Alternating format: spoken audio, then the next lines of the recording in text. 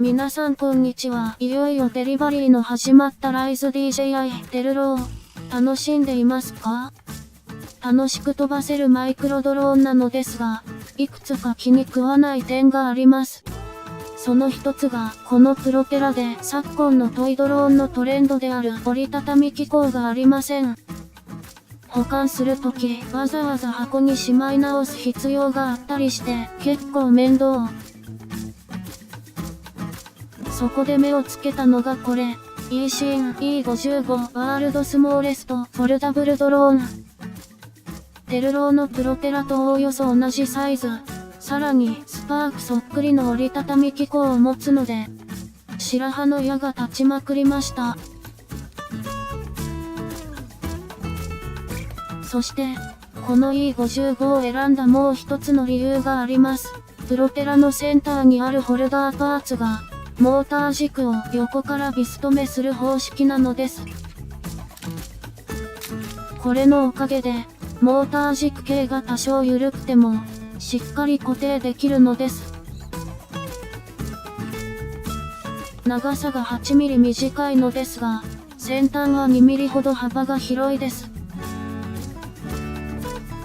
早速テルローに取り付け、一つ不安があるとすれば、テルローが全尾重量 80g あるのに対し、E55 は 45g と非常に軽いのです。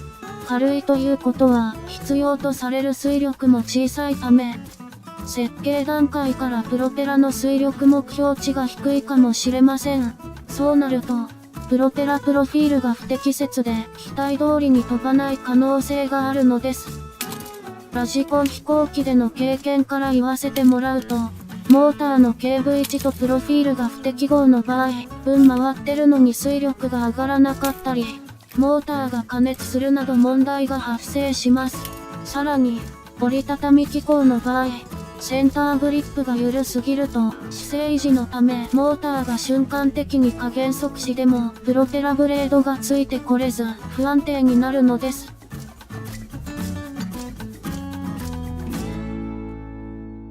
とりあえず、完成。スパークと並べてみると、親子みたいで可愛いです。早速飛ばしてみましょう。離陸。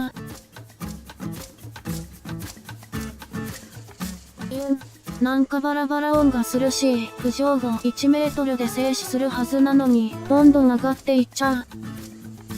スマホコントロールで上昇を抑えました。ちょっと前方へ移動してみます。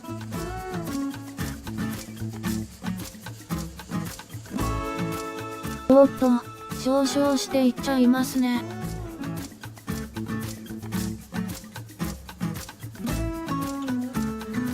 スロットルを引き、モーター出力を下げてようやく降りてきました。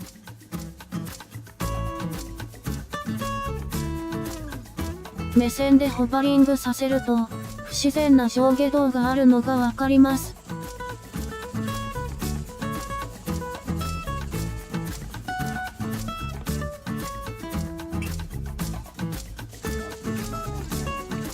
ダメですね。まずプロフィールが合ってない。モーターはダイレクトドライブなので、高速型プロペラが必要とされているのに、プロペラがギアダウンで減速駆動されることを前提とした低速型なのでダメ。加えて、センターハブの作りが緩く、ブレードが加減速時に巻き込みを起こし、必要な時に推力が足りないのに、不必要な時に推力が余るという状態になって、不安定な上下動を起こしているのだと思います。